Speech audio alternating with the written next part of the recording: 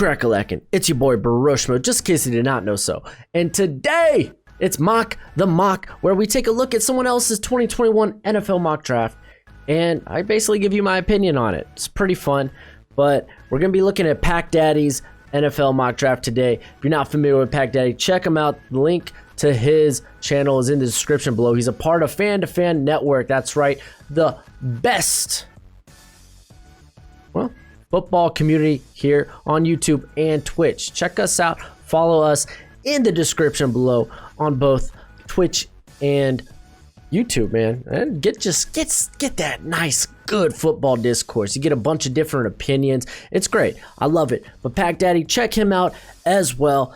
But go ahead and become a bro and subscribe. It costs you nothing. It's free for now. And leave a thumbs up, really helps the video a ton. And go ahead and leave a comment below. Just give me your opinion, and I like to talk with you guys. You know, I love that. I love a little bit of discourse in this area. But we're gonna go ahead. We'll get this started, and let's go ahead, take a look, and there we go. Haha, technology, dude. My OBS crashed. Actually, tonight. I'm doing this Monday night because when I was streaming, it just crashed. I had to uninstall, reinstall. It was quite the pain, but I'm glad to have it back. So the first three picks are kind of like everyone's consensus. Really, no one's probably changing these unless they got trades going on, which I will have a new mock draft out this week with trades. Ooh, it's going to be fun. It's going to be weird. Some of y'all will like it. Some of y'all will not. It is what it is. But Trevor Lawrence going to the Jets, Sorry, Sam Darnold, man. Trevor Lawrence is just a great prospect. Justin Fields going to the Jags. That too makes sense. I know Gardner Minshew is coming back to play this week, but I'm pretty sure the Jags have already moved on in their hearts. And then Penei Sewell, they got to get Burrow some protection.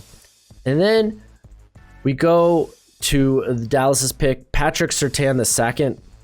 Honestly, for me, it's like I feel like if Dallas they want to continue with Dak, and I think you trade down from here. A lot of people are like, oh, Surtain's totally a top 5 pick in this draft. I disagree, dude. Trade back, get value. I think I mean, I would argue that like Caleb Farley is very close here. I actually have him above Surtain, but I mean they're literally 1A, 1B. But you don't by trading down here. You don't miss value if you end up getting like a Tyson Campbell, J.C. Horn, even a Asante Samuel, people like that. So I kind of don't like this pick from a value perspective. So, but I understand it. They need help in the secondary. I mean, you're getting I know Mike Nolan probably on his way out, but they didn't really start utilizing Trevon Diggs well until the later part of this season. Like, the dude's a press corner, and they having him in off coverage to begin the year, and he was just getting destroyed. Not saying he's doing much better now, but obviously they do need to address the secondary. And Surtain's kind of cut from the same cloth, coming from Alabama. He's going to be a press guy. So I mean, I hope they kind of learned from their Diggs debacle. If they were to take Surtain. And then this here, he has one trade in this draft, and it's here with the Chargers, with the Chargers trading back and the Bears trading up to get Zach Wilson. I totally agree. I could see multiple teams trying to trade up, whether it's at 4 or 5, to get Zach Wilson. The guy's arm talent's just special. And I mean, it just makes sense. It makes sense. And you know what? If you want to talk more about Zach Wilson, I'll have my quarterback rankings out later this week. Oh man, dude, just loading y'all up with the content, dude. But Parsons going to the Eagles here. They could use linebacker help. I mean, you could also make the case for Jamar Chase here, if you want. But I mean, I feel like they have a lot of good youth at wide receiver, and now with Hurts, at quarterback. So I think we'll get a better look at maybe. It looks like the offense has just new life, unfortunately, with Wentz now being benched. But I don't think they have to go wide receiver. This is a deep class. If they really do want a wide receiver, you can wait till day 3. The linebacking core is really bad, and Parsons is a top 5 prospect. So this one makes sense to me. And then we got Trey Lance to the Panthers. This one, it really depends how you feel about Trey Lance, you know? Like, I feel like, for me, my opinion on him has not changed. The guy's got a cannon for an arm. He's very athletic, but he does need to develop as a passer because North Dakota State, really, that's not what their offense is about. I mean, the guy, I think he only averaged about, I think it was 8 in 2019, only averaged about 18 pass attempts per game. So, yeah, the guy, he's not like a right-away starter. He's going to need some time to develop, but the tools, at least, are all there. So, Teddy, I think he is just kind of, I mean, that's why he's, on a 3-year deal, 4-year deal? I can't recall. But he's kind of just the bridge quarterback. And then the Atlanta Falcons go Gregory Rousseau out of Miami. I don't dispute the position. I have Kwity Paye higher. That's just my personal opinion. Some people will like Rousseau, some people will like Paye. I have Paye higher, but I think they do need to get more pass rush. So makes sense. Let's keep on going, keep on doing it to it. Jamar Chase to the Dolphins.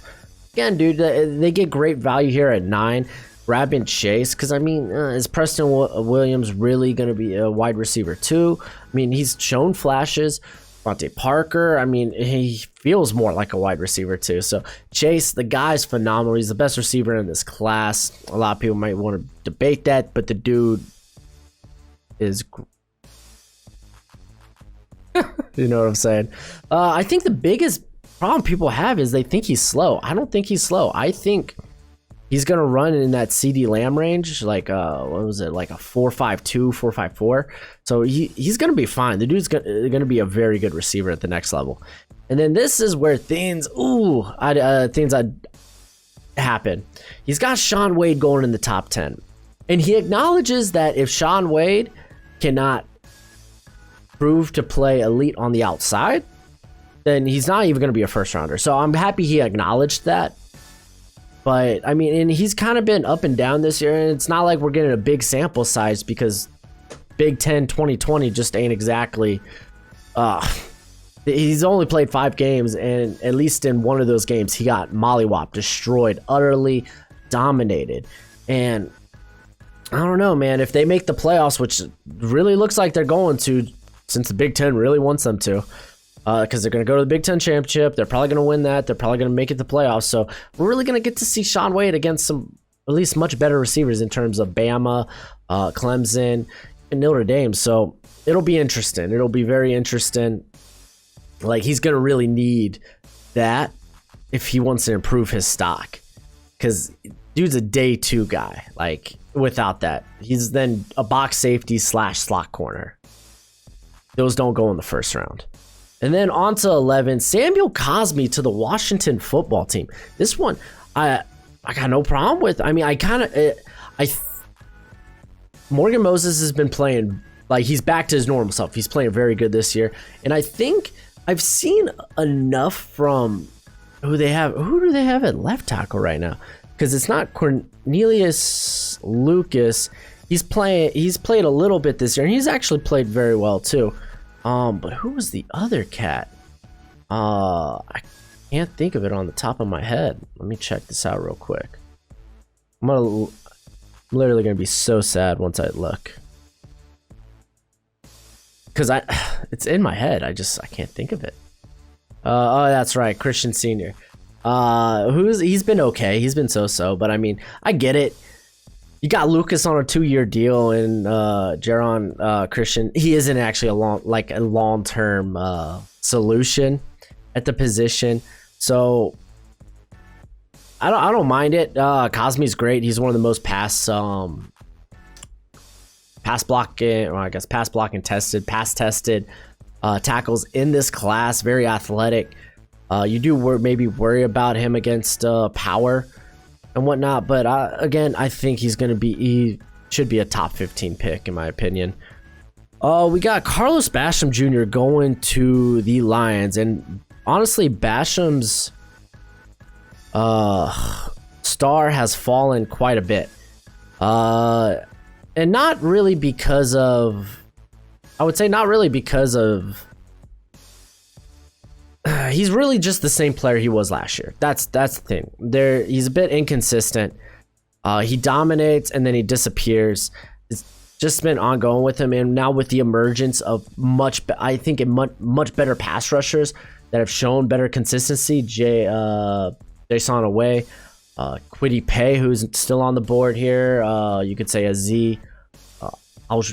Aljuari, the Georgia edge. Brenton Cox. So I mean I got a list of guys that I think could potentially probably go in front of Basham. Carlos Basham. You can even say Chris Rumpf, Nika Benito, who's like, if you thought Rumpf was undersized, I mean they're actually about the same size, Rumpf and Benito, but yeah, Benito's having a year. So I mean I think there's a lot more interesting names, and you're going here at 12 with them. I mean, I get the explosiveness, the size, the power. It's very enticing, but I don't know. It's not it for me. I'd rather, especially with essentially their whole receiving core as free agents at this point, if they're not going to move on from Stafford, resign, dude. Bring back Kenny Golladay and then go Devontae Smith, dude. Then you have a nasty combination of just physical pass catcher and just absolute. I mean, actually, no. You got both two very physical pass catchers. Man, Smith. People want to say he's skinny, but that boy physical at the catch point. So, I'm not in love with this. Alex Leatherwood going at 13. So this is who they trade down for. I would say Darrisaw is probably definitely gonna go ahead of Leatherwood. While neither really have any they don't really have dominant tape. They don't have blocks where it's like, oh my gosh, put them on their butt, dude, one after another. Like, they don't have dominant tape like that. But as far as consistency, Leatherwood's one of the better pass protectors in this class. But I think Darrisaw is definitely, he's taken his game to another level, opposed to Leatherwood, who this season is a bit of the same, if not maybe a little worse than he was last year. So I don't dispute the position, but with Darrisaw on the board, I kind of dispute the pick. And then we got Caleb Farley going to, spoiler it there, but Caleb Farley going to the 49ers. Makes sense. They could really use corners. It sounds like Richard Sherman ain't coming back, so I mean, who do they really have under contract at the corner position? And Farley, dude, if he tests out like everyone expects him to do at the combine, man, he's gonna go very high, dude. If he could show that he has elite traits and elite tools, like, people are gonna be loving it. And then J.C. Horn going to the Cardinals. Yes, they need help at corner. You know, Patrick Peterson, he ain't gonna be there forever, and I mean, they really can't find anyone as a competent number two. Who did they have at number two recently for a little bit? I want to say it was Jonathan. Gosh, dude, I'm blanking. Let's check this out. Let's check this out. Where you at? Yeah, Jonathan. It was Jonathan Joseph. Yeah, but he got hurt. So, but I mean, he played reasonably well while he was there. But again, that's a guy who he's on the wrong side of 30. You know, so he's not a long-term answer. So, yeah, J.C. Horn, it makes sense. And then Devontae Smith going to the Patriots. Yes, they need playmakers. You could be like, well, Kyle Trask is still on the board. Mac Jones. I mean, yes, they don't need to go quarterback. Those two guys, there's plenty of questions marks with those guys. They're not. I don't think they're first round. Like, like Jones, I don't think he's a first rounder. I think Trask, I would still say, given, you know, the prototypical size and arm strength, and the improved play this season, you know, despite that LSU game, I would say, okay, yeah, he could definitely slip into the late first round. So I don't like, unless the Patriots do what the Patriots do and trade down, I'm cool with them getting Smith. They have no playmakers at receiver, none. So yeah. Jalen Waddle going to the Ravens. I'm a bit indifferent about this because I feel like they really want Devin Duvernay to kind of take that slot role, and I kind of get, you know, trying to move on from a guy like Willie Snead, who he's fine, but that's it. He's fine. you know. And Waddle, I think Waddle is kind of bit similar to, like, I feel like you'd be using him in a similar way as they use Duvernay to some extent. But I mean, this is great value for Waddle, dude. He's an electric playmaker with the ball in his hands, so it's great value. So I'm cool with that. Javon Holland going to the Las Vegas Raiders. So Holland is a guy I think is going to fall down boards. Like, safety position already kind of like, just because you play safety, kind of falls. But a lot of, like, from what I've been reading and hearing, a lot of teams aren't high on the lack of physicality from Holland, which I think is poppycock, you know? It's like, this guy is one of the most, like, he's one of the biggest high IQ guys in this class. Like, he dominated deep safety his freshman season, and then sophomore season he did it in the slot. The guy has been phenomenal. He opted out this season, and I definitely think he's worthy of a late first rounder. But I think the safety everyone's got their eyes on right now is Trevon Moehrig, because the guy's got the physical and athletic tools. And now for this year, like, I want, like, this guy's a lot more. He's much quicker at processing. Like, he's always been a guy that's around the ball, but it's more so because of those athletic tools, you know. But this year he's actually turned into an utter playmaker for that TCU secondary. So I think that's a guy that could definitely sneak up into this top 20 discussion. So, and I don't know if Holland's really a Mayock guy, you know, but I could be wrong. Rashad Bateman going to the Giants, getting Danny Dime or maybe Colt McCoy, more weapons there. Cool with, like, it makes sense, because I mean, Golden Tate, is he really gonna be the future? And I mean, Bateman, I feel like he provides a lot more upside compared to Sterling Shepard. So you have your Darius Slayton on the outside. You have Shepard and Bateman, who you could actually switch between outside and the slot, because Bateman's interchangeable like that, dude. He's comfortable at both. He's a very good receiver. He's got great body control. Decent after the catch. 2019, dude, he had a ridiculous rate of receptions for 15 plus yards. Dude is good. And then we got Wyatt Davis going to the Vikings. It makes sense, dude. The guard play for Minnesota has been atrocious. I think Elijah Vera Tucker at this point is probably usurped Wyatt Davis. Wyatt Davis has kind of been in a down year. Granted, they've only played 5 games. I think part of that could be just the mess of a year 2020 has been. But I fully expected Wyatt Davis to come out and have this Quentin Nelson-esque rise. And he just really hasn't done that. He's not been nearly as good as he was in 2019. And I don't think he's going to, you know, if he ain't going to rise because of that. And I think, honestly, Vera Tucker, dude, he's done that. That guy is top notch. He's doing it from the left tackle position, but he's going to be a guard when it's all said and done. Tampa Bay, they get Kwity Paye. That's great value here. I don't disagree with the pick. I mean, Barrett, he's on the franchise tag, so it's like, it makes sense. I just don't think he's going to end up here, but you know, this is what the draft is. Great players, great prospects, they fall. That's just how the draft works. So I don't think it's not unrealistic, but for me, I'm starting to lean towards Paye as a top 10 pick. And then we go to Trey Smith to the Dolphins, and I actually kind of disagree with this.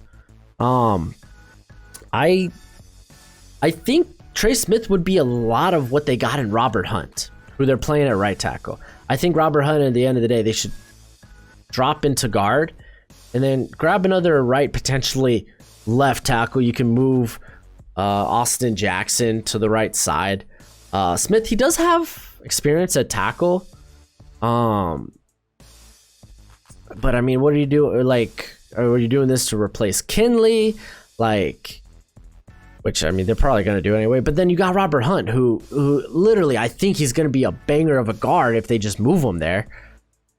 So, I don't know. I mean, I think Rashawn Slater would be much better. If you're looking for that versatility to play tackle and guard, he kind of provides that.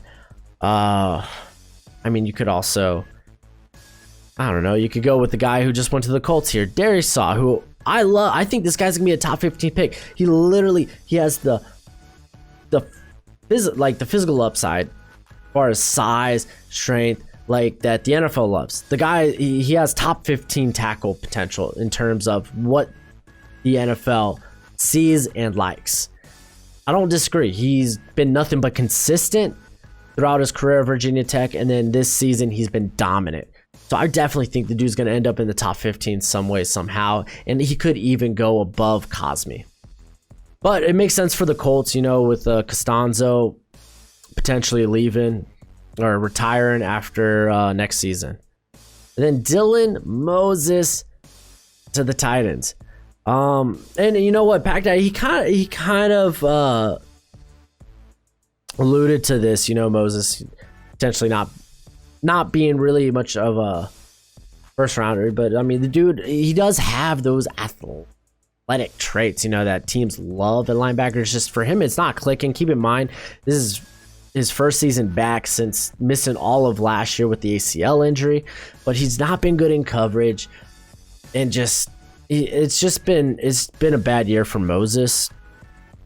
Just in general, honestly, it's really weird to say he probably should have came out last year after tearing the ACL, But I feel like this is more of the same that the Titans have in Rashad Evans, who I'm not a fan of. I think he's just a good run-stopping linebacker. That's about it.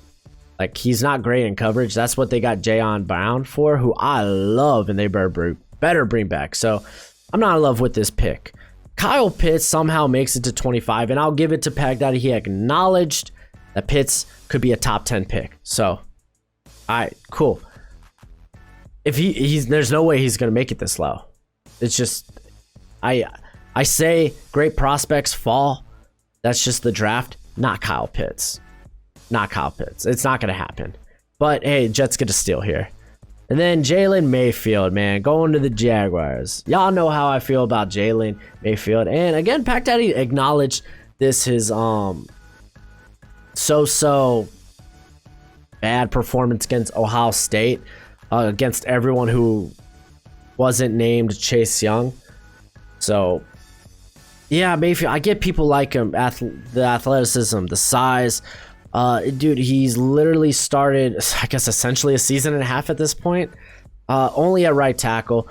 In college football, typically teams are more traditional. They have their best pass rusher typically is coming from the blind side, so he's probably facing the second best edge rusher on every team, and he was just inconsistent. I have a third round grade on the guy.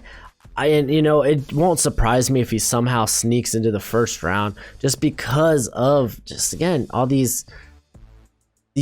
traits that this man displays. So yeah, I don't like it, but I don't disagree. I definitely think he could slide into the first round. And then I love this guy, Jeremiah Owusu-Koromora, Joker. This guy is gonna be, I think he could be another guy who's a top 15, top 20 pick. The Browns, they need help at linebacker. They get a banger here. I'm just in love with this dude. He's a great prospect. He defends underneath extremely well. Again, the guy has got ridiculous speed and just burst. This year, he's really improved in terms of how he takes angles and stuff like that. The guy's just great. Go to that Clemson Notre Dame game and just enjoy his tape. Patrick Jones going to the Bills. A lot of Bills fans really want an edge for their first round pick, and I guess it makes sense. But Jones, man, I don't think he's the best pass rusher even on his team. I think Rashad Weaver is much better.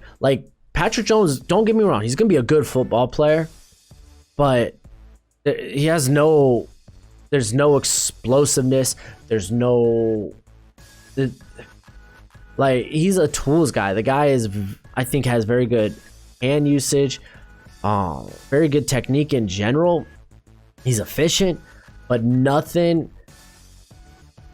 athletically and physically pops off the tape for me. he looks like a day 2 guy.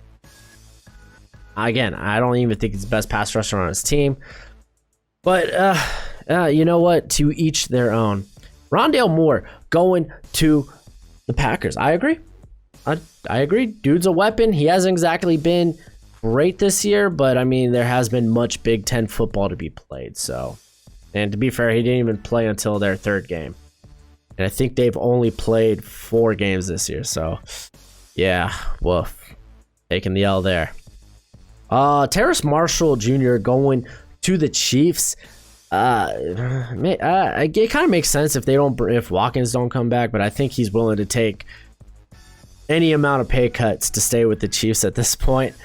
But Marshall, honestly, dude, if he has a similar, good luck. I don't think he can, but if he could have a similar combine to Justin Jefferson and how Justin Jefferson has played this year, Marshall could have a huge rise on boards. So, and I kind of believe the Chiefs, they would totally do something like this. Kyle Trask going to the Saints. It really depends how you feel about Taysom Hill. I mean, Drew Brees still has 1 year on his contract. Taysom Hill, he seems fine enough. I mean, I know they just lost to the Eagles. To be fair, though, the Eagles didn't. This was a different Eagles team than it was like for the rest of the season. They played much better. But Trask, I know he had the down game. I don't think it was a completely wash of a game against LSU.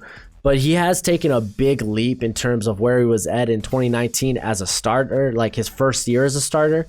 So, again, this is a guy I definitely think could develop into a very quality quarterback in the NFL. He's looked like, while he doesn't maneuver the pocket great, he's definitely much better at it. And then at 32, Rashawn Slater to the Steelers, it makes sense. It just makes sense. They get a very versatile guy that could play on the inside, that could play, well, everyone thinks he could play on the inside because he got short arms, so he must play guard. But no, I think he could be fine whether they want to play him at right or left tackle. A lot of people are really high on this guy. For me, I think he's a day 2 just simply because he opted out. Like, I had him as high as my 20 overall. Like, I talk about Rashawn Slater. I like the guy a lot. I like this player a lot. So it'll be interesting to see where he goes. But you let me know what you think in the comment section below. And that's it for the video. Go ahead, do that YouTube thing. But as always, until next time, you be easy, my friends. Later.